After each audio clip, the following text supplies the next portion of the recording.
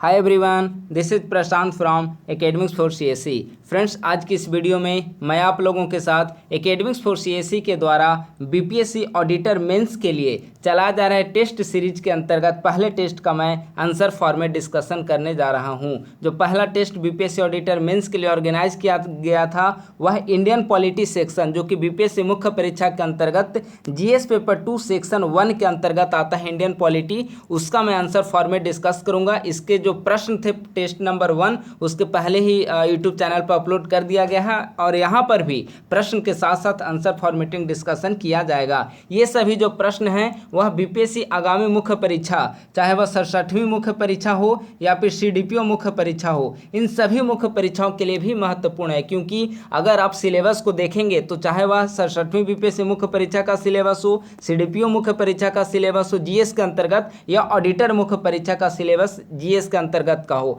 ये सभी मुख्य परीक्षा लगभग सिमिलर हैं, इनमें किसी प्रकार का कोई बदलाव नहीं है। तो जो प्रश्न ऑडिटर मुख्य परीक्षा के लिए टेस्ट के लिए हमने कराए हैं वे सभी निस्संदेह 67वीं मुख्य परीक्षा और सीडीपीओ मुख्य परीक्षा के लिए भी महत्वपूर्ण है। तो आइए सबसे पहला प्रश्न जो है उसको पहले देखते हैं। पहला प्रश्न है, राज्यपाल राज्य में दोहरी भूमिका का निर्वहन करता है, एक संवैधानिक प्रमुख के रूप में और दूसरा केंद्र के प्रतिनिधि के रूप में। बिहार के विशेष संदर्भ में इस कथन की पुष्टि करें। यानी कि किसी भी राज्य में राज्यपाल की दोहरी भूमिका होती है, पहला संवैधानिक प्रमुख के रूप में और दूसरा केंद्र के प्रतिनिधि के रूप में। बिहार के संदर्भ में इस कथन की पुष्टि करनी है। तो प्रत्येक राज्य में राज्यपाल की दोहरी भूमिका होती है, इसका मतलब बिहार में भी राज्यपाल की दोहरी भूमिका होगी। तो आइए इसका सबसे पहले हमने आंसर फॉर्मेटिंग में किसी भी आंसर को जब आप आंसर लिखेंगे तो सबसे पहले आंसर में इंट्रोडक्शन को लिखना होता है। तो यह जो प्रश्न है राज्यपाल से संबंधित, इसका हमने इंट्रोडक्शन लिखा है। भारतीय संविधान के भाग 6 के अनुच्छेद 153 में प्रत्येक राज्य के लिए राज्यपाल के पद का उल्लेख किया गया है। राज्यपाल किसी भी राज्य का संवैधानिक प्रमुख होता है। यह केंद्र एवं राज्यों के मध्य एक कड़ी के रूप में कार्य करता है। कड़ी के रूप में कार्य करने का मतलब है कि केंद्र और राज्यों के मध्य समन्वय के रूप में यह कार्य करता है। इस प्रकार से राज्यपाल राज्य में दोहरी भूमिका का निर्वहन करता है। दोहरी भूमिका का निर्वहन का मतलब मुझे उम्मीद है कि आप लोग समझ गए होंगे। ऊपर बताया गया है कि राज्य के संवैधानिक प्रमुख होने के नाते राज्यपाल की पहली भूमिका है और दूसरा केंद्र के प्रतिनिधि के रूप में राज्यपाल की भूमिका, वह राज्यपाल की दूसरी भूमिका। तो इस प्रकार से राज्यपाल की दोहरी भूमिका किसी भी राज्य में देखने को मिलती है। तो यह थी इंट्रोडक्शन। अब हम लोग डिटेल में समझते हैं कि आखिर किसी भी राज्य में राज्यपाल की दोहरी भूमिका के से क्या तात्पर्य है। तो जो दोहरी भूमिका के अंतर्गत पहली भूमिका आती है वह संवैधानिक प्रमुख के रूप में। आप लोग जानते हैं कि किसी भी राज्य का जो संवैधानिक प्रमुख होता है वह राज्यपाल ही होता है। आर्टिकल 153, इसे हम लोग विभिन्न संवैधानिक प्रावधानों के जरिए समझने की कोशिश करेंगे कि आखिर किसी भी राज्य का संवैधानिक प्रमुख के रूप में राज्यपाल की भूमिका क्या होती है। आर्टिकल 153 में कहा गया है प्रत्येक राज्य के लिए एक राज्यपाल होगा। यानी कि प्रत्येक राज्य के लिए एक राज्यपाल का होना आवश्यक है। एक से अधिक राज्य के लिए भी राज्यपाल हो सकते हैं, लेकिन प्रत्येक राज्य के राज्यपाल होंगे। इसका वर्णन आर्टिकल 153 में किया गया है। आर्टिकल 154, राज्य की कार्यपालिका शक्ति राज्यपाल में निहित होगी। यानी कि राज्य में जितनी भी कार्यपालिका संबंधित शक्तियों से संबंधित कार्य किए जाएंगे वे सभी किसके द्वारा किए जाएंगे? राज्यपाल के द्वारा किए जाएंगे। यानी कि राज्य में राज्यपाल की संवैधानिक प्रमुख के रूप में भूमिका से संबंधित आर्टिकल 154 भी महत्वपूर्ण है। अगला है 166, राज्य की सरकार की समस्त कार्यपालिका कार्रवाई राज्यपाल के नाम से की हुई मानी जाएगी। यानी कि राज्य सरकार के द्वारा जो भी कार्यपालिका से संबंधित कार्य किए जाते हैं वह सभी किनके नाम पर संपादित किए जाएंगे? राज्यपाल के नाम पर। तो अब देखिए इन विभिन्न अनुच्छेदों के माध्यम से किस प्रकार से राज्य के संवैधानिक प्रमुख के रूप में राज्यपाल की भूमिका है वह इससे स्पष्ट हो रही है। इसके अलावा चूंकि संवैधानिक प्रमुख के रूप में जब राज्यपाल किसी राज्य में कार्य कर रहे होंगे तो वह कई प्रकार की शक्तियों का संचालन करते हैं। जैसे सबसे पहली शक्ति होती है कार्यकारी शक्तियां। कार्यकारी शक्तियां का मतलब होता है कार्यपालिका संबंधी अधिकार, चाहे वह मुख्यमंत्री की नियुक्ति का मामला हो या मुख्यमंत्री के परामर्श से अन्य मंत्रियों की नियुक्ति का मामला हो या अन्य पदों पर नियुक्ति। अन्य पदों पर नियुक्ति कहने का मतलब हो गया राज्य लोक सेवा आयोग के अध्यक्ष व सदस्यों की नियुक्ति का मामला हो राज्यपाल के द्वारा किए जाएंगे। राज्य निर्वाचन आयोग में अगर नियुक्त करना हो आयुक्तों को तो उसका किसके द्वारा मनोनयन किया जाएगा, नियुक्त किए जाएंगे वे राज्यपाल के द्वारा। तो मुख्यमंत्री, अन्य मंत्री व अन्य जितने भी पदों पर नियुक्तियां की जाएंगी वे सभी किसके द्वारा या किसके नाम से की जाएगी, राज्यपाल के नाम से की जाएगी। दूसरा, राज्य की संवैधानिक प्रमुख के रूप में राज्यपाल की जो सबसे महत्वपूर्ण भूमिका है वह है विधायी शक्तियाँ। विधायिका का मतलब होता है कानून निर्माण से संबंधित जो संस्था होती है उसे हम लोग विधायिका कहते हैं। यानी कि विधि निर्माण से संबंधित राज्यपाल की जो शक्तियाँ हैं वह विधायी शक्तियों के अंतर्गत आएंगी। जैसे विधानसभा को आहूत करना हो या सत्रावसान करना हो, दोनों सदनों का अभिभाषण का मतलब होता है जब चुनाव के पश्चात या प्रत्येक सत्र का जो पहला दिन होता है उसमें अभिभाषण किया जाता है। सरकार की जो आगामी इच्छाएं होती है, आगामी कौन कौन सी सरकार के द्वारा कार्य किए जाएंगे उसके बारे में उसका उल्लेख किया होता है, तो वह अभिभाषण होता है। अभिभाषण का मतलब सदन में राज्यपाल के द्वारा दिया गया पहला भाषण अभिभाषण कहलाता है।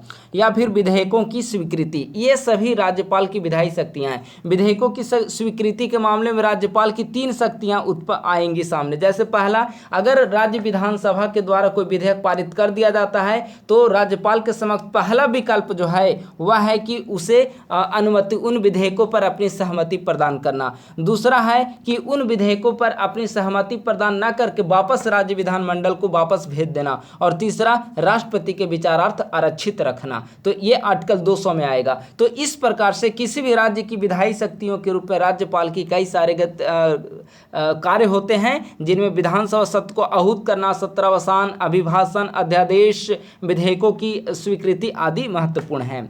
राज्य की संवैधानिक प्रमुख के रूप में राज्यपाल की जो अगली शक्तियां हैं वह है न्यायिक शक्तियां। न्यायिक शक्तियां का मतलब हो गया न्यायपालिका से संबंधित राज्यपाल के कौन कौन से अधिकार हैं। जैसे उच्च न्यायालय के न्यायाधीशों की नियुक्ति के मामले में राष्ट्रपति के साथ विचार विमर्श करना, जिला न्यायाधीशों की नियुक्ति का मामला हो, उनका स्थानांतरण हो, उनका प्रमोशन हो, ये सभी मामले किसके द्वारा किए जाएंगे, राज्यपाल के द्वारा किए जाएंगे। एक और जो बात राज्यपाल की न्यायिक शक्तियों में सबसे ज्यादा महत्वपूर्ण है वह है क्षमादान की शक्ति। और राज्यपाल की क्षमादान की शक्ति का वर्णन कौन सा आर्टिकल में किया गया है, आर्टिकल 161 में। राष्ट्रपति की क्षमादान की शक्तियों का वर्णन आर्टिकल 72 में किया गया है, लेकिन राज्यपाल की क्षमादान की शक्तियों का वर्णन आर्टिकल 161 में किया गया है। तो राज्य की संवैधानिक प्रमुख के रूप में राज्यपाल की एक महत्वपूर्ण शक्तियां हैं न्यायिक शक्तियां। अगला है वित्तीय शक्तियां। वित्त का मतलब ही होता है धन, शब्द से ही स्पष्ट हो रहा है। तो राज्यपाल की वित्तीय शक्तियां कौन कौन सी हैं, जैसे धन विधेयक की स्वीकृति प्रदान करना राज्यपाल का कर्तव्य है। और अगर चूंकि धन विधेयक पेश करने से पूर्व राज्यपाल की स्वीकृति या राज्यपाल की सहमति आवश्यक होता है, तो यह आवश्यक है कि अगर राज्य विधानसभा के द्वारा अगर कोई धन विधेयक को स्वीकृति दी जाती है तो राज्यपाल के द्वारा उसे मंजूरी प्रदान की ही जाएगी, यानी कि राज्यपाल मजबूर होगी यहाँ पर मंजूरी प्रदान करने पर। दूसरा, वार्षिक वित्तीय विवरण सदन के पटल पर रखना, यानी कि प्रत्येक वर्ष जो राज्य के द्वारा बजट पेश किए जाते हैं जिसे हम लोग वार्षिक वित्तीय विवरण संवैधानिक रूप में, संविधान में बजट के बजाय वार्षिक वित्तीय विवरण शब्द का प्रयोग किया गया है। तो राज्यपाल ही सदन के पटल पर, राज्य विधानसभा हो या फिर विधान परिषद हो, वहां पर राज्यपाल के द्वारा ही वार्षिक वित्तीय विवरण यानी कि बजट सदन के पटल पर रखा जाता है। तो इस प्रकार से राज्य के संवैधानिक प्रमुख के रूप में राज्यपाल की महत्वपूर्ण भूमिका होती है। तो बिहार राज्य भी चूंकि बिहार भारत के अंतर्गत ही आएगा और प्रत्येक राज्य के राज्यपाल की शक्तियां लगभग सिमिलर हैं, तो बिहार का संदर्भ भी अगर देखा जाए तो यही आएंगे। बिहार में राज्यपाल की भूमिका पूछा जाए या बिहार में संवैधानिक प्रमुख के रूप में राज्यपाल का क्या भूमिका है या बिहार के विशेष संदर्भ में से पूछा जाए तो यही सभी बातें आपको लिखनी होगी। यहाँ भी हमने अंडरलाइन करके लिख दिया, बिहार का संदर्भ भी इसी में शामिल है। तो उम्मीद है कि आप लोग समझ गए होंगे कि राज्य के संवैधानिक प्रमुख के रूप में राज्यपाल की क्या क्या भूमिका है। अब इसका जो दूसरा पक्ष था उसे देखते हैं। दूसरा पक्ष था क्या? दूसरा पक्ष था केंद्र के प्रतिनिधि के रूप में राज्यपाल की भूमिका। पहली भूमिका तो हमने देख लिया कि संवैधानिक प्रमुख के रूप में राज्यपाल की क्या क्या भूमिकाएं हैं, और दूसरा भूमिका था केंद्र के प्रतिनिधि के रूप में राज्यपाल की भूमिका। तो केंद्र की प्रतिनिधि के रूप में राज्यपाल की सबसे पहली भूमिका, इसे संवैधानिक रूप में भी आपको समझना होगा। आर्टिकल 155 में कहा गया है कि राज्यपाल की नियुक्ति राष्ट्रपति के द्वारा अपने हस्ताक्षर और मुद्रा सहित अधिपत्र के द्वारा की जाएगी। यानी कि अगर राज्यपाल की नियुक्ति राष्ट्रपति के द्वारा की जाएगी, इसका क्या मतलब हो गया, और राष्ट्रपति सेंटर में होते हैं, इसका क्या मतलब हो गया कि राज्यपाल पर सेंटर का कंट्रोल होगा और वह सेंटर के प्रतिनिधि के रूप में राज्यपाल की भूमिका राज्य में होगी। यानी कि आर्टिकल 155 के जरिए यह स्पष्ट हो रहा है कि किसी भी राज्य में राज्यपाल की नियुक्ति राष्ट्रपति के द्वारा की जाएगी, और राष्ट्रपति पर चूंकि राष्ट्रपति सेंटर गवर्नमेंट के सेंटर में आते हैं, तो यानी कि सेंटर का डायरेक्ट कंट्रोल होगा राज्यपाल पर किसी भी राज्य में राज्यपाल के माध्यम से। तो इस प्रकार से आर्टिकल 155 में इसका वर्णन किया गया है। आर्टिकल 156 कहा गया है राष्ट्रपति के प्रसाद पर्यंत पद धारण करेंगे कौन? राज्यपाल। यानी कि राज्यपाल जो है वह राष्ट्रपति के इच्छा अनुसार किसी भी राज्य में पद धारण करेंगे। अमूमन राज्यपाल का जो कार्य है वह 5 वर्ष का होता है, लेकिन राष्ट्रपति 5 वर्ष के पूर्व भी इन्हें हटा सकती है, स्थानांतरण कर सकती है, या इन्हें पद से बर्खास्त कर सकती है। यानी कि पूरी तरीके से यह राष्ट्रपति के ऊपर निर्भर है कि किसी भी राज्य का राज्यपाल कितने दिनों तक अपने पद पर बना रहेगा। यानी कि वे राष्ट्रपति के कंट्रोल में है, यानी कि सेंटर के कंट्रोल में राज्यपाल का पद है, यानी कि केंद्र के प्रतिनिधि के रूप में राज्यपाल की भूमिका होती है। आर्टिकल 200, अभी हमने बताया कि अगर कोई विधानसभा विधेयक को पारित करती है तो राज्यपाल के पास 3 प्रकार के विकल्प होते हैं। पहला, विधेयकों पर स्वीकृति प्रदान करना, दूसरा, विधेयकों को वापस विधानसभा में भेजना, और तीसरा, आर्टिकल 200 के तहत राष्ट्रपति के विचारार्थ उसे आरक्षित रखना, यानी कि राष्ट्रपति की अनुमति प्राप्त करने के लिए उस विधेयक को आरक्षित रखना। यानी कि राज्य विधानसभा द्वारा पारित किसी विधेयक पर भी केंद्र का कंट्रोल राज्यपाल के माध्यम से हो सकता है। इसका वर्णन आर्टिकल 200 में किया गया है। अगला है आर्टिकल 356, बहुत महत्वपूर्ण आर्टिकल है। अब सभी इस आर्टिकल से परिचित होंगे क्योंकि कभी कभी न्यूज़ में इसके दुरुपयोग की घटनाएं बार बार सामने आती रहती है। यानी कि अगर किसी भी राज्य में संवैधानिक तंत्र की विफलता हो तो ऐसी स्थिति में आर्टिकल 356 के माध्यम से राज्य में राष्ट्रपति शासन लगाया जा सकता है, और इसकी सिफारिश कौन करेगा? राज्यपाल करेगा। यानी कि किसी भी राज्य में लॉ एंड ऑर्डर सही तरीके से संचालित हो रही है या नहीं हो रही है, या राज्य में अन्य अव्यवस्था उत्पन्न हुई है, तो इसके कारण राज्य में आर्टिकल 356 का प्रयोग केंद्र सरकार के द्वारा राज्यपाल के माध्यम से किया जा सकता है। तो इस प्रकार से इन विभिन्न आर्टिकल के माध्यम से यहाँ पर यह स्पष्ट हो रहा है कि राज्य में राज्यपाल की जो भूमिका होती है वह केंद्र के प्रतिनिधि के रूप में होती है। तो इस प्रकार से हमने क्या समझा? संवैधानिक प्रमुख के रूप में राज्यपाल की भूमिका को देखा और केंद्र के प्रतिनिधि के रूप में राज्यपाल की भूमिका को देखा, और प्रश्न भी यही कहा गया था कि किसी भी राज्य में राज्यपाल की दोहरी भूमिका होती है, और ये जो दोनों भूमिकाएं हैं उसे हमने यहाँ पर स्पष्ट रूप में देखा है। तो इस प्रकार से निष्कर्षतः कहा जा सकता है कि राज्य के प्रशासनिक विकास तथा केंद्र व राज्यों के मध्य कड़ी के रूप में राज्यपाल की महत्वपूर्ण भूमिका होती है। राज्यपाल राज्य में दोहरी भूमिका का निर्वहन करता है। तो ये आंसर फॉर्मेटिंग था, ये आंसर मॉडल आंसर नहीं था, इसमें आपको और वहाँ पर एग्जाम में डिटेल रूप में आपको लिखने होंगे, लेकिन आप लोगों की समझ के लिए, आप लोगों को आंसर लिखने में दिक्कत ना हो, इसके लिए हमने संक्षेप में मॉडल आंसर फॉर्मेटिंग को डिस्कस किया है। उम्मीद है कि आप लोगों के इससे जरूर मदद मिली होगी। अगले प्रश्न की ओर आते हैं। आज के टेस्ट का जो दूसरा प्रश्न था वह भारत का संविधान न तो पूर्ण रूप से एकात्मक है और न ही पूर्ण रूप से संघात्मक, बल्कि दोनों का सम्मिश्रण है। भारतीय संघवाद के संदर्भ में डी.डी. बसु के इस कथन को स्पष्ट करें। यानी कि प्रश्न में डी.डी. बसु का स्टेटमेंट को दिया गया है, और स्टेटमेंट को देते हुए कहा गया है कि भारतीय संविधान न तो पूर्ण रूप से एकात्मक है और न ही पूर्ण रूप से संघात्मक, बल्कि दोनों का सम्मिश्रण है। इस बातों को आपको स्पष्ट करना है। यानी कि सिंपल प्रश्न है। सबसे पहले आपको इंट्रोडक्शन लिखनी है, उसके बाद भारतीय संविधान की संघात्मक विशेषताओं को बताना है, फिर भारतीय संविधान की एकात्मक विशेषताओं को बताना है, तत्पश्चात आपको दिखाना है कि किस प्रकार से यहाँ संघात्मक और एकात्मक दोनों विशेषताएं देखने को मिलती हैं। यानी कि भारतीय संविधान दोनों का सम्मिश्रण है। यही डी.डी. बसु का स्टेटमेंट है, और इसी स्टेटमेंट को इसके जरिए आंसर के जरिए आपको प्रूफ करनी है। तो आइए सबसे पहले इंट्रोडक्शन को देखते हैं। शासन व्यवस्था मुख्यतः दो प्रकार की होती है। पहला एकात्मक शासन व्यवस्था और दूसरा संघात्मक शासन व्यवस्था। एकात्मक व्यवस्था में जहाँ शक्तियाँ केंद्रीकृत होती है, एकात्मक व्यवस्था नाम से ही स्पष्ट है, एकात्मक व्यवस्था यानी कि एक, यानी कि शक्तियाँ क्या होगी, किसी एक के पास होगी, यानी कि शक्तियाँ केंद्रीकृत होगी। वहीं संघात्मक व्यवस्था में केंद्र व राज्यों के मध्य शक्तियाँ जो है वह विभाजित होती है।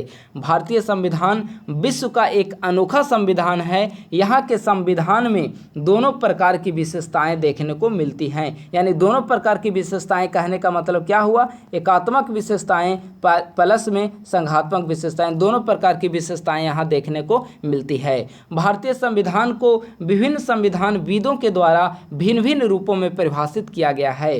केसी वियर ने जहां भारतीय संविधान को अर्धसंघीय करार दिया है, वहीं डी बसु ने एकात्मक और संघात्मक का सम्मिश्रण बतलाया है। जो केसी वियर ने अर्धसंघीय करार दिया है, इसका मतलब ही यही है कि भारत जो है न तो पूरी तरह से संघात्मक है और न ही पूरी तरह से एकात्मक है, बल्कि क्या है, अर्धसंघीय है, यानी कि आधा संघात्मक की विशेषताएं हैं और आधा एकात्मक की विशेषताएं हैं। और डी बसु का भी यही कहना है। तो आइए सबसे पहले हम लोग संघात्मक और एकात्मक विशेषताओं के जरिए यह समझने की कोशिश करते हैं कि भारत में किस प्रकार से दोनों संघात्मक और एकात्मक दोनों शासन व्यवस्था की मिलीजुली बातें भारत में विद्यमान है। सबसे पहले हम लोग भारतीय संविधान की संघात्मक विशेषताओं को देखते हैं। तो सबसे पहला इसमें पॉइंट आएगा लिखित संविधान। किसी भी संघात्मक विशेषता की जो सबसे पहली प्रायोरिटी होनी चाहिए वह लिखित संविधान है, यानी कि जहाँ पर लिखित संविधान होगी वहीं पर संघात्मक शासन व्यवस्था विद्यमान होगी, ऐसा कहा जा सकता है। तो संघात्मक शासन व्यवस्था की पहली विशेषता लिखित संविधान। और भारत का आप लोग जानते हैं कि भारत का जो संविधान है वह लिखित और संविधान सभा के द्वारा निर्मित संविधान है। भारत के संविधान में कुल 395 अनुच्छेद हैं, यहाँ पर 22 भाग हैं और भारतीय संविधान में कुल 12 अनुसूचियां हैं। तो इस प्रकार से भारतीय संविधान एक लिखित संविधान है और संविधान सभा के द्वारा निर्मित संविधान है और विश्व का एक विशालतम संविधानों में से एक है। दूसरी प्रमुख विशेषता है दोहरी शासन व्यवस्था। दोहरी शासन व्यवस्था कहने का मतलब हो गया यह शासन व्यवस्था केंद्र के स्तर पर और राज्यों दोनों के स्तरों पर यह शासन व्यवस्था विभाजित होगी, यानी कि केंद्र और राज्य दोनों में अलग अलग प्रकार की शासन व्यवस्था होगी। यही शासन व्यवस्था दोहरी शासन व्यवस्था के नाम से जानी जाती है। दोहरी शासन व्यवस्था, दोहरी का मतलब होता है दो, और दो का मतलब हो गया एक सेंटर और दूसरा स्टेट, और सेंटर और स्टेट दोनों के मध्य शक्तियां विभाजित होंगी। तो इस प्रकार से यह दूसरी विशेषता है संघात्मक व्यवस्था की। तीसरी विशेषता है संविधान की सर्वोच्चता। संविधान की सर्वोच्चता कहने का मतलब है कि जहां पर भी जिस भी देश में संघात्मक शासन व्यवस्था विद्यमान होगी वहां संविधान सर्वोच्च होगा, वहां नियम कानून सभी संविधान के अनुसार ही संचालित किए जाएंगे। जैसे भारत को एग्जाम्पल के रूप में हम लोग लेते हैं, भारत में कहने के लिए संसद विधि निर्माण की सबसे बड़ी संस्था है, लेकिन संसद भी कानून बनाते समय वह संविधान की मान्यताओं के अनुसार ही कार्य करती है। आप लोग याद करिए केशवानंद भारती मामले में सर्वोच्च न्यायालय ने मूलभूत ढांचे का सिद्धांत को प्रतिपादित किया है और मूलभूत ढांचे का सिद्धांत क्या कहता है कि संसद संविधान में संशोधन तो कर सकती है लेकिन मूलभूत ढांचे में संशोधन नहीं कर सकती, यानी कि संसद को भी अधिकार नहीं है कि वह संविधान में संशोधन करे। यानी कि भारत में सर्वोच्च कौन है? संविधान है, तभी तो संसद इसमें संशोधन नहीं कर सकती है, इसकी जो मूलभूत ढांचा उसमें नहीं संशोधन नहीं कर सकती। यही केशवानंद बाद में सर्वोच्च न्यायालय ने परिभाषित किया है। यानी कि भारत में संविधान जो है वह संसद से भी ऊपर, यानी कि सबसे बड़ा अगर संस्था भारत में कहा जाएगा तो वह संविधान कही जाएगी, यानी कि यहाँ पर संविधान की सर्वोच्चता विद्यमान है। अगली विशेषता है स्वतंत्र न्यायपालिका। आप लोग जानते हैं कि भारत में एकीकृत न्यायिक व्यवस्था को अपनाया गया है और इसके तहत जो यहाँ न्यायपालिका है वह पूरी तरह से स्वतंत्र न्यायपालिका है। चाहे वह न्यायाधीशों की नियुक्ति का मामला हो, उनके जो वेतन दिए जाते हैं वह संचित निधि से दिए जाते हैं, जिस पर कोई कंट्रोल नहीं होता है किसी राजनीतिक संस्था का। तो इस प्रकार से यहाँ जो न्यायपालिका है वह पूरी तरीके से स्वतंत्र होती है। आप लोग देखे होंगे कि संसद में भी जो न्यायाधीश हैं उन पर कोई वाद विवाद या टिप्पणी नहीं कर सकता, यानी कि न्यायपालिका यहाँ की पूरी तरीके से स्वतंत्र है। अगली विशेषता है राज्यसभा में, राष्ट्र का मतलब राज्यसभा शॉर्ट में लिखा हुआ, आप लोग इसे समझिएगा। राज्यसभा में राज्यों का प्रतिनिधित्व, यानी कि राज्यसभा में, जो कि राज्यसभा का मतलब हो गया सेंटर, सेंटर में 2 सदन होते हैं, लोकसभा यानी कि LS और राज्यसभा यानी कि RS। तो राज्यसभा में भी यानी कि सेंटर में राज्यों का प्रतिनिधित्व होता है। आप लोग राज्यसभा में भी राज्यों का प्रतिनिधित्व होता है, उत्तर प्रदेश हो, बिहार हो, बंगाल हो, महाराष्ट्र हो, तमिलनाडु हो, कोई भी राज्य हो, वहाँ पर राज्यों का प्रतिनिधित्व प्रदान किया है, जो कि यह बतलाता है कि सेंटर में भी जो विधायिका है, वहाँ पर जो कानून निर्माण का कार्य होगी, वहाँ पर भी राज्यों के प्रतिनिधियों के द्वारा कार्य किया जाएगा और वो भी मतदान प्रक्रिया में भाग लेंगे। तो इस प्रकार से इन विभिन्न विशेषताओं से यह स्पष्ट हो रहा है कि भारत में संघात्मक शासन व्यवस्था विद्यमान है, क्योंकि संघात्मक शासन व्यवस्था की जो आधारभूत विशेषताएं हैं वे सभी भारत में भी देखने को मिलते हैं। तो इस प्रकार से भारत में संघात्मक विशेषताएं हैं वह स्पष्ट हुआ। अब हम लोग देखते हैं कि भारत में कौन कौन सी एकात्मक विशेषताएं विद्यमान हैं। तो सबसे पहली और महत्वपूर्ण अवधारणा है एकहरी नागरिकता की। नागरिकता का वर्णन भारतीय संविधान के आर्टिकल 5 से 11 में किया गया है, लेकिन इन आर्टिकल में कहीं पर भी एकहरी नागरिकता का चर्चा नहीं किया गया है। एकहरी नागरिकता का चर्चा नागरिकता अधिनियम 1955 में की गई है, यानी कि भारत में एकहरी नागरिकता विद्यमान है और भारत में प्रत्येक भारतीयों को भारत के नागरिक होने के नाते उसे नागरिकता प्रदान की गई है, न कि वह बिहार, यूपी, चेन्नई, तमिलनाडु आदि के नागरिक होने के नाते। यानी कि भारत में एकहरी नागरिकता विद्यमान है, एकहरी नागरिकता सभी नागरिकों को प्रदान की गई है और वह नागरिकता किसकी है? भारत की नागरिकता, भारतीय नागरिकता। अगला है एकल संविधान। एकल संविधान का मतलब यहाँ विभिन्न राज्यों के लिए अलग अलग संविधान नहीं है, बल्कि सिर्फ और सिर्फ संविधान सेंटर के पास है, एक ही संविधान है और एक ही संविधान के अंतर्गत सेंटर और स्टेट सभी की शक्तियों को परिभाषित किया गया है। आप अमेरिका का एग्जाम्पल लीजिए, अमेरिका में आप देखेंगे कि वहाँ पर राज्यों का भी अलग अलग संविधान है, यानी कि अमेरिका में वहाँ पर राज्यों के दोहरी संविधान की व्यवस्था है अमेरिका में, ठीक है, वहाँ पर दोहरी संविधान की व्यवस्था देखने को मिलती है। राज्यों के लिए अलग संविधान है और सेंटर के लिए अलग संविधान है। और भारत में क्या है? एकल संविधान है, एकहरी संवैधानिक व्यवस्था है। यहाँ पर सिर्फ और सिर्फ संविधान सेंटर का है। अगला है एकीकृत न्यायपालिका। अभी हमने बताया यह भारत में एकीकृत और निष्पक्ष न्यायपालिका विद्यमान है। एकीकृत न्यायपालिका कहने का मतलब हो गया, आप SC आप देखेंगे, SC का मतलब सुप्रीम कोर्ट। यहाँ पर जो सुप्रीम कोर्ट विद्यमान है, सुप्रीम कोर्ट के अंडर में कार्य करता है हाई कोर्ट के अंडर में कार्य करता है डिस्ट्रिक्ट कोर्ट के अंदर में लोअर कोर्ट जो हो गए वे सारे वर्क करते हैं। यानी कि यहाँ की न्यायपालिका है जो पूरी तरह से एकीकृत है। ऐसा नहीं है कि SC सुप्रीम कोर्ट जो है वह इसका पीठ जो है दिल्ली में स्थित है, तो यानी कि इस पर केंद्र सरकार का कंट्रोल है और पटना हाई कोर्ट पर बिहार राज्य का कंट्रोल है। नहीं, हाई कोर्ट वगैरह है वो किसी राज्य सरकार के डायरेक्शन में कार्य नहीं करते, बल्कि सुप्रीम कोर्ट के डायरेक्शन में कार्य कर रहे होते हैं। यानी कि यहाँ पर एकीकृत शासन व्यवस्था विद्यमान है, एकीकृत न्यायिक व्यवस्था विद्यमान है।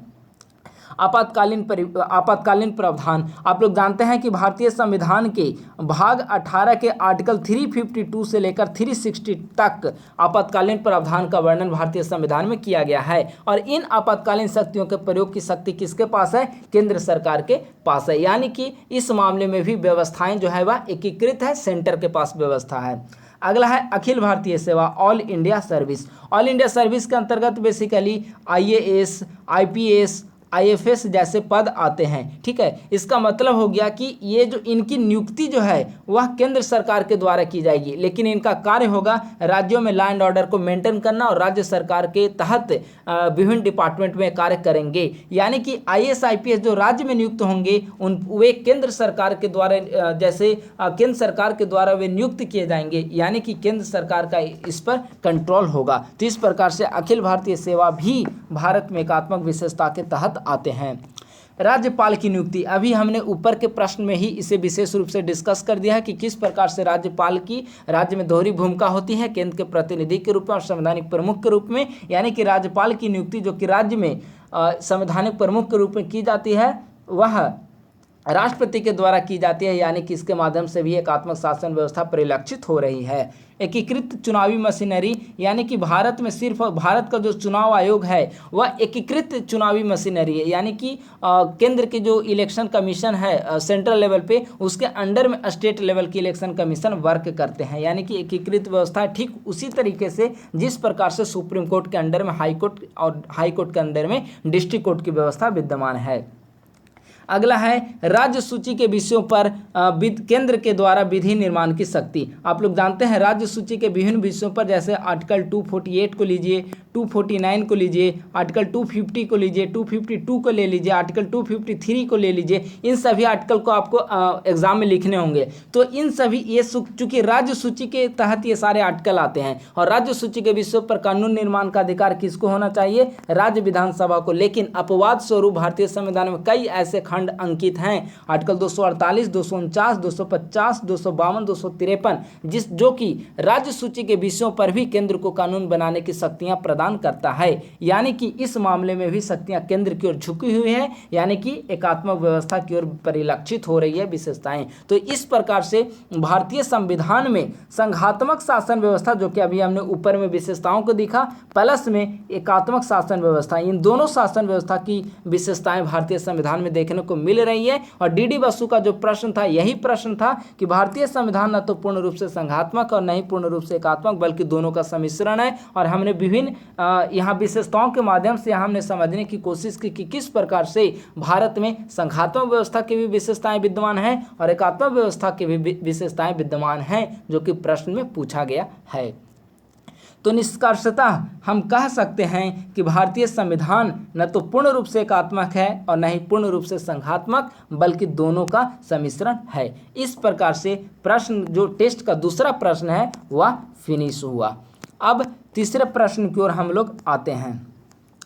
तीसरा प्रश्न यहाँ पर कहा गया है, भारत में गठबंधन की राजनीति पर आलोचनात्मक टिप्पणी करें। क्या आपको लगता है कि गठबंधन की राजनीति ने विकास प्रक्रिया को अवरुद्ध किया है? देखिए, आज जो इंडियन पॉलिटी का टेस्ट ऑर्गेनाइज हुआ था, इसमें यह प्रश्न पूछा गया, लेकिन इस प्रश्न को हमने पहले भी अपने यूट्यूब चैनल पर डिस्कस किया है। इसका पूरा आप मॉडल आंसर के रूप में इसका, यहाँ पर तो मैं आंसर फॉर्मेटिंग सिर्फ डिस्कस कर रहा हूँ।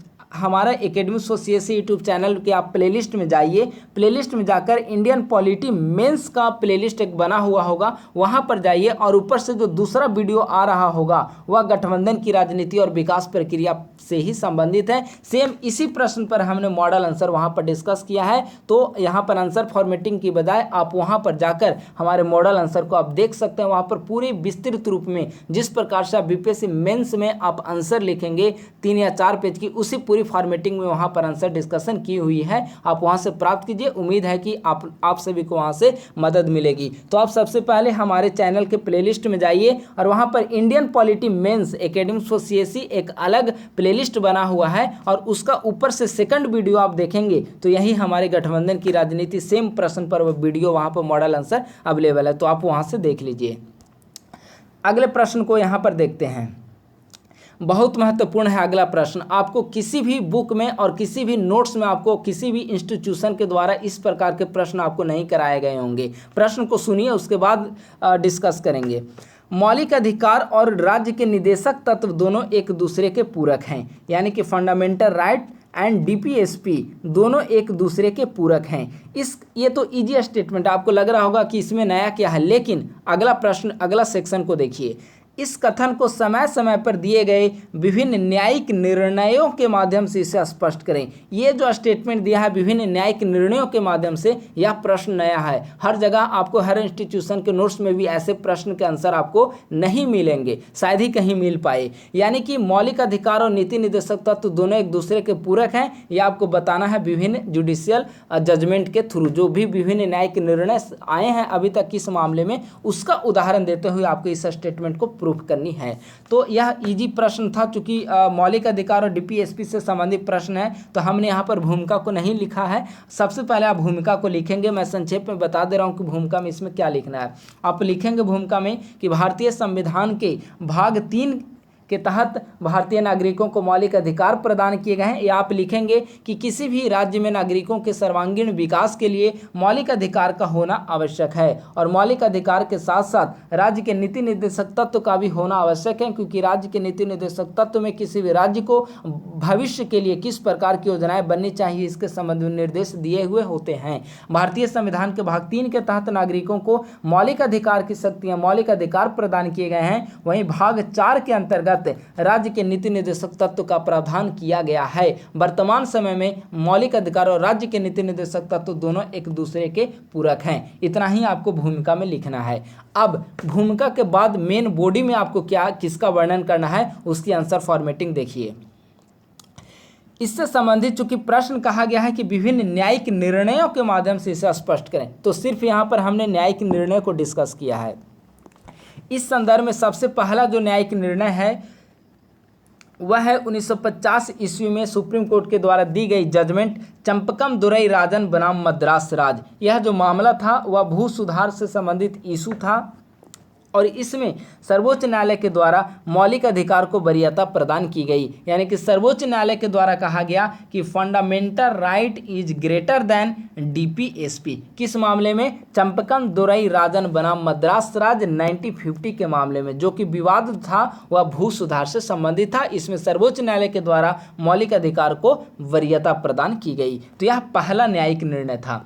दूसरा न्यायिक निर्णय है शंकरी प्रसाद बनाम भारत संघ 1951 में यह मामला उभरकर सामने आई है, जिसमें भी सर्वोच्च न्यायालय के द्वारा मौलिक अधिकार को वरीयता प्रदान की गई और सर्वोच्च न्यायालय के द्वारा सेम बातों को रिपीट किया गया कि fundamental rights are greater than DPSP, यानी कि डायरेक्टिव प्रिंसिपल ऑफ स्टेट, यानी कि राज्य के नीति निर्देशक तत्व से बढ़कर हैं आपके मौलिक अधिकार। ये दो न्यायिक निर्णय हैं। इसके बाद केरल शिक्षा विधेयक के मामले में भी केरल के उच्च न्यायालय ने या सर्वोच्च न्यायालय ने 1957 में जो वाद आए हैं उसमें सर्वोच्च न्यायालय के द्वारा सबसे पहला जजमेंट जिसमें कहा गया है कि राज्य के नीति निर्देशक तत्व और मौलिक अधिकार दोनों एक दूसरे के पूरक हैं। पहला बार जजमेंट केरल शिक्षा विधेयक 1957 में किया गया है। दोनों के एक दूसरे के पूरक बताया गया, यानी कि फंडामेंटल राइट्स एंड डीपीएसपी जो हैं वे दोनों एक दूसरे के पूरक हैं, और दोनों के बीच न्यायालय ने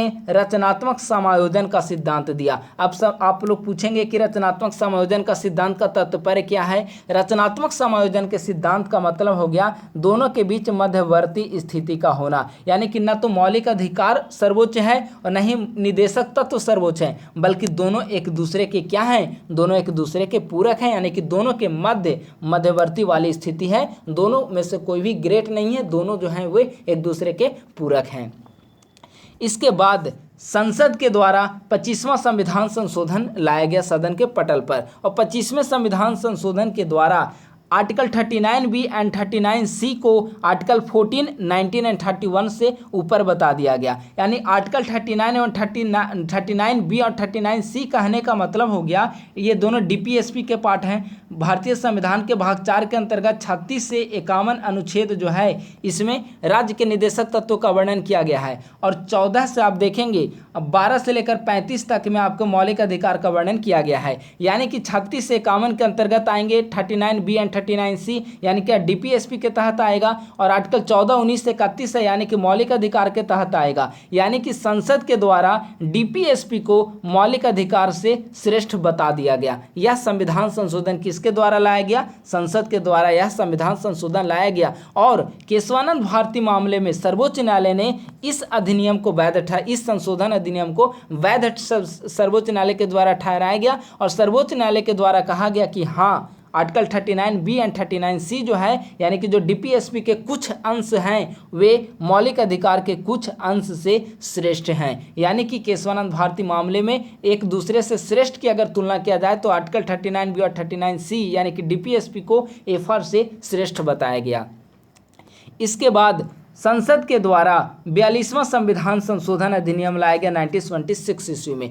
इसमें पूरी की पूरी निदेशक तत्वों को, पूरी की पूरी डीपीएसपी को मौलिक अधिकार से ऊपर श्रेष्ठ बता दिया गया। यानी कि जिस प्रकार से यहाँ पर आप देखेंगे कि संसद के द्वारा संशोधन किया गया, जिसमें सिर्फ 2 आर्टिकल को मौलिक अधिकार से वरीयता प्रदान किया गया। डीपीएसपी के सिर्फ 2 आर्टिकल थे, 39B एंड 39C, उसको मौलिक अधिकार से वरीयता प्रदान किया गया और इसे वैध ठहराने का कार्य किया केशवानंद भारती मामले में। इसके बाद संसद के हौसले और बुलंद हो गए और उसने पूरी की पूरी डीपीएसपी को ही मौलिक अधिकार पर वरीयता प्रदान कर दी। तो इस प्रकार से संसद के द्वारा डीपीएसपी को श्रेष्ठ बताया गया मौलिक अधिकार से। लेकिन यहां पर सर्वोच्च न्यायालय ने फिर अपना जजमेंट दिया और सर्वोच्च न्यायालय ने मिनर्वा मिल बना भारत संघ मामले 1980 में कहा कि 42वां संविधान संशोधन का यह हिस्सा जो है वह संविधान के अनुरूप नहीं है और इसे रद्द कर दिया गया और फिर से केरल शिक्षा विधेयक वाली स्थिति बहाल कर दी गई। यानी कि वर्तमान स्थिति यही है कि निदेशक तत्व मौलिक अधिकार दोनों एक दूसरे के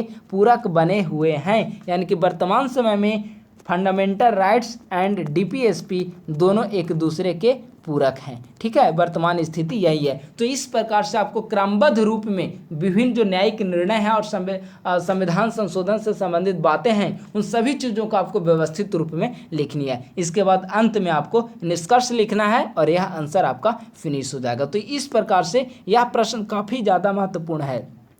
मौलिक अधिकार से जनरल प्रश्न हमेशा पूछे जाते हैं, डीपीएसपी से भी जनरल प्रश्न हमेशा पूछे जाते हैं, लेकिन आपको उन प्रश्नों को टच करना होगा जो प्रश्न अक्सर परीक्षा में नहीं पूछे जाते हैं और सामान्य बच्चे जिसका आंसर नहीं लिख सकते हैं। तो ऐसे प्रश्नों को आप लोग लिखने का प्रयास करें। उम्मीद है कि यह प्रश्न आप लोग समझ चुके होंगे और बहुत महत्वपूर्ण प्रश्न है ये आगामी मेंस परीक्षा के लिए। अब टेस्ट का आखिरी प्रश्न और 5वां प्रश्न हम लोग यहाँ पर देखेंगे। आखिरी प्रश्न है 73वें संविधान संशोधन के पश्चात पंचायती राज संस्थाओं के सशक्तिकरण की दिशा में बिहार सरकार के द्वारा क्या क्या कदम उठाए गए हैं। क्या आपको लगता है कि पंचायती राज संस्थाएं अपने मूल उद्देश्यों को प्राप्त कर पाई है? इसे और अधिक प्रभावी बनाने के लिए आप क्या क्या सुझाव देना चाहेंगे? प्रश्न बेसिकली 3 सेक्शन में पूछा गया है। पहला सेक्शन है 73वें संविधान संशोधन के पश्चात पंचायती राज संस्थाओं के सशक्तिकरण में बिहार सरकार के प्रयास। यानी कि सबसे पहले आपको 73वें संविधान संशोधन के बाद सशक्तिकरण के लिए बिहार सरकार के द्वारा जो इनिशिएटिव उठाए गए हैं उसकी चर्चा करनी है। दूसरे सेक्शन में आपको पंचायती राज संस्थाएं मूल उद्देश्य को प्राप्त कर पाई है या नहीं, इसके बारे में चर्चा करनी है। और अंत में आपको बताना है कि इसे और अधिक हम लोग किस प्रकार से प्रभावी, दक्ष, कुशल बना सकते हैं। तो इस प्रकार से यह प्रश्न मुख्यतः 3 सेक्शन में पूछा गया है। तो इसमें भी सबसे पहले इंट्रोडक्शन लिखना, काफ़ी ज़्यादा इजी प्रश्न था इसलिए हमने नहीं लिखा, फिर भी मैं संक्षेप में आपको बता दे रहा हूँ। सबसे पहले आप भूमिका स्टार्ट करेंगे कि किसी भी देश में स्वशासन को स्थापित करने की दिशा में, लोकतांत्रिक विकेंद्रीकरण की दिशा में पंचायती राज संस्थाओं की महत्वपूर्ण भूमिका होती है। भारत में पंचायती राज संस्थाओं को संवैधानिक दर्जा 73वें संविधान संशोधन के माध्यम से प्रदान की गई है और भारत की तर्ज पर बिहार में भी पंचायती राज संस्थाओं के सशक्तिकरण के लिए कई सारे प्रयास बिहार सरकार के द्वारा किए जा रहे हैं और भी कई अधिक सुधार इसमें अपेक्षित हैं। तो इस प्रकार से आपको इंट्रोडक्शन यहाँ पर लिखना है।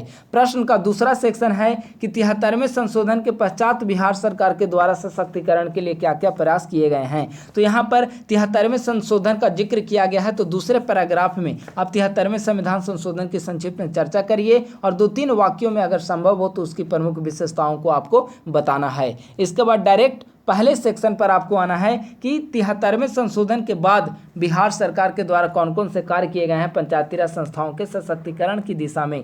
तो देखिए, बिहार सरकार के द्वारा 73वें संशोधन के बाद जो सबसे महत्वपूर्ण कार्य किया गया है वह 2006 ईस्वी का पंचायती राज अधिनियम है। बिहार सरकार के द्वारा 2005 ईस्वी में पंचायती राज अधिनियम लाया गया, लेकिन यह 2006 ईस्वी में पारित हुआ, जिसमें 50% महिलाओं को 50% सीटें महिलाओं के लिए आरक्षण की बात की गई। प्रत्येक 3 महीने पर ग्राम सभा की बैठक की चर्चा की गई और कोरम की जो गणपूर्ति की जो संख्या है उसे 1/20 निर्धारित किया गया। यानी कि अगर 1/20 सदस्य भी कुल सदस्य संख्याओं का 20वां भाग भी उपस्थित होंगे तो ग्राम सभा की बैठक संचालित की जाएगी। तो इस प्रकार से 2006 ईस्वी के अधिनियम के द्वारा पंचायती राज संस्थाओं के सशक्तिकरण की दिशा में बिहार सरकार के द्वारा महत्वपूर्ण पहल किए गए, जिनमें सबसे महत्वपूर्ण जो पहल है वह महिलाओं के 50% आरक्षण से संबंधित बातें की गई है। इसके अलावा अब वर्तमान समय में देखेंगे कि बिहार सरकार के द्वारा पंचायती राज जो प्रतिनिधि हैं उनके सशक्तिकरण के लिए कई सारे कदम उठाए गए। जैसे हाल ही में पंचायत प्रतिनिधियों को शस्त्र लाइसेंस प्रदान करने की चर्चा की गई। अभी जो बिहार में पंचायती राज मंत्री जो हैं सम्राट चौधरी या सीडीपीओ प्रारंभिक परीक्षा में प्रश्न पूछा गया है कि बिहार के वर्तमान समय में पंचायती राज मंत्री कौन है, तो अभी जो वर्तमान समय पंचायती राज मंत्री हैं सम्राट चौधरी, उनके द्वारा यह निर्णय लिया गया है कि बिहार में जितने भी पंचायत प्रतिनिधि हैं उन सभी को शस्त्र लाइसेंस प्रदान किया जाएगा ताकि वे अपने हितों की रक्षा कर सकें। इसके अलावा हाल ही में बिहार सरकार के द्वारा निर्णय लिया गया है कि प्रत्येक बैठक में जो भी महिला प्रतिनिधि निर्वाचित हुई हैं उन सब की उपस्थिति अनिवार्य की गई है। पहले क्या होता था कि अगर कोई महिला प्रतिनिधि निर्वाचित होते थे तो उनके बदले अगर कोई मुखिया पद पर महिला प्रतिनिधि निर्वाचित हुई तो उनके बदले हस्बैंड या फिर उनका पुत्र या फिर उनके परिवार का कोई मेल मेंबर जो है वह बैठक में भाग लेता था। लेकिन अब बिहार सरकार के द्वारा यह निर्धारित की गई है कि नहीं, अगर कोई महिला प्रतिनिधि निर्वाचित हुई है तो उन सभी महिला प्रतिनिधियों को ही बैठक में अनिवार्य रूप से उपस्थित होना होगा। तो इस प्रकार से बिहार सरकार के द्वारा 73वें संशोधन के बाद पंचायती राज संस्थाओं के सशक्तिकरण की दिशा में कई सारे कदम उठाए गए हैं। अब प्रश्न का दूसरा सेक्शन था कि क्या पंचायती राज संस्थाएं अपने वास्तविक उद्देश्यों को प्राप्त करने में सफलता पाई है या नहीं, मूल उद्देश्यों को प्राप्त कर पाई है या नहीं। तो देखिए इसके दोनों पक्ष या विपक्ष दोनों हो सकते हैं, इसीलिए हमने इसे नहीं लिखा है। आपको लगता है कि हाँ पंचायती राज संस्थाएं अपने मूल उद्देश्यों को प्राप्त कर पाई है तो आप इसके पक्ष में तर्क दीजिए। आपको लगता है कि नहीं पंचायती राज संस्थाओं को और अधिक कार्य करने की जरूरत है तो आप कहिए कि आप इसके विपक्ष में तर्क दीजिए और कहिए कि नहीं पंचायती राज संस्थाएं अभी तक अपने मूल उद्देश्यों को प्राप्त नहीं कर पाई है। इस दिशा में कई सारे कार्य कई सारे सुधार किए जा सकते हैं, लेकिन मोस्टली इसका आंसर जाएगा फेवर में ही, क्योंकि पंचायती राज संस्थाओं के आने के बाद आप 73वें संशोधन के बाद देखेंगे कि कई सारे आप स्थानीय स्तर पर ग्राम सुशासन की चर्चा की बात हो, महिलाओं के सशक्तिकरण की बात हो, SC ST OBC minority women in सब वर्गों की सशक्तिकरण की बात हो, लोगों में राजनीतिक जागरूकता की बात हो या फिर अन्य तरीके से ग्रामीण सशक्तिकरण की बात आएगी तो पंचायती राज संस्थाओं के कारण ही ऐसा संभव हुआ है। यानी कि पंचायती राज संस्थाएं भले ही मूल उद्देश्य को प्राप्त अभी तक पूरी तरीके से नहीं कर पाई है, लेकिन इसके बावजूद ग्रामीण सुशासन की दिशा में, ग्रामीण लोगों में राजनीतिक जागरूकता बढ़ाने में, राजनीतिक रूप से सशक्तिकरण में पंचायती राज संस्थाएं बेशक सफलता प्राप्त कर पाई हैं। तो मोस्टली इसे फेवर में ही आपको पक्ष देने होंगे। इसके अलावा प्रश्न था कि आप इसमें सुधार के लिए क्या सुझाव देना चाहेंगे। तो कई सारे सुधार अपने मन से भी आप कई सारे अपने स्वयं से भी आप कई सारे सुधार दे सकते हैं। अगर आप ग्रामीण पृष्ठभूमि से संबंधित होंगे और आपकी जो वहाँ की पंचायती राज व्यवस्था है उस पर अच्छी पकड़ होगी, अच्छी समझ होगी, आप थोड़े से सक्रिय होंगे तो कई सारी समस्याएं हैं वो आप खुद ब खुद अच्छे अच्छे पॉइंट लिख सकते हैं। फिर भी हमने कई पॉइंट वहाँ लिखने का प्रयास किया, जैसे पंचायती राज प्रतिनिधि जो चुने जाते हैं उनके प्रशिक्षण की व्यवस्था नहीं की जाती है पर्याप्त रूप में। तो वैसे प्रतिनिधि जो जिन्हें कुछ इसके बारे में जानकारी नहीं हो और उसके बावजूद भी सभी प्रतिनिधियों को एक उचित प्रशिक्षण प्रदान किया जाना चाहिए ताकि वे इफेक्टिव रूप से अपने पंचायतों में कार्य कर सकें। दूसरा, वित्तीय स्वायत्तता ग्रामीण संस्थाओं को प्रदान की जानी चाहिए। जो भी पंचायती राज संस्थाएं उन्हें वित्तीय रूप से काफ़ी ज़्यादा स्वायत्तता प्रदान की जानी चाहिए। प्रशासनिक समन्वय यानी कि प्रशासन और राजनीति दोनों के मध्य समन्वय के जरिए, समन्वय शब्द का यहाँ पर यूज किया हुआ है, शब्दों के चयन का आप लोग भी ध्यान रखिएगा। समन्वय के जरिए, चूंकि अगर प्रशासन से अनबन हो जाएगी तो कोई भी कार्य संचालित नहीं हो सकता, खासकर आप पंचायती राज व्यवस्था में। तो इसीलिए प्रशासनिक समन्वय अत्यंत आवश्यक है। इसके अलावा ग्राम सभा की बैठक आप लोग देखे होंगे कि सिर्फ कागजी बैठकें होती है ग्राम सभा की, लेकिन इसे समय समय पर इसे ग्राम सभा की बैठक बुलाई जानी चाहिए। कई सारे गांव के आप लोग देखेंगे कि युवा लोग काफ़ी ज़्यादा शिक्षित हो चुके हैं और एक्टिव रहते हैं, तो उनसे विचार विमर्श के जरिए पंचायती राज संस्थाओं के सशक्तिकरण की दिशा में पहल किया जा सकता है। इसके अलावा भी कई सारे सुझाव हो सकते हैं जो आप यहाँ पर लिख सकते हैं और इसके बाद आपको निष्कर्ष लिख देना है। इस प्रकार से आपका यह आंसर फिनिश होगा। तो दोस्तों, इस प्रकार से आज के इस वीडियो में हमने बीपीएससी ऑडिटर मेंस के लिए ऑर्गेनाइज किया गया पहला टेस्ट जो कि इंडियन पॉलिटी से संबंधित था, उसका आंसर फॉर्मेटिंग को हमने डिस्कस किया है। मैं फिर से बता रहा हूं कि यह सिर्फ आंसर फॉर्मेटिंग है, मॉडल आंसर बिल्कुल नहीं है। आपको मॉडल आंसर बिल्कुल आंसर के रूप में लिखनी होगी। हमने आंसर फॉर्मेटिंग यहाँ पर आप लोगों की सुविधा के लिहाज से डाला है। उम्मीद है कि आप सभी को इससे जरूर मदद प्राप्त होंगे। ये सभी जो प्रश्न है न सिर्फ ऑडिटर मेंस के लिए बल्कि आगामी 67वीं मेंस एग्जाम के लिए और सीडीपीओ मेंस एग्जाम के लिए भी ये सभी प्रश्न काफ़ी ज़्यादा महत्वपूर्ण है। आप लोग इसे प्रैक्टिस करते रहें। थैंक यू सो मच, बहुत बहुत धन्यवाद।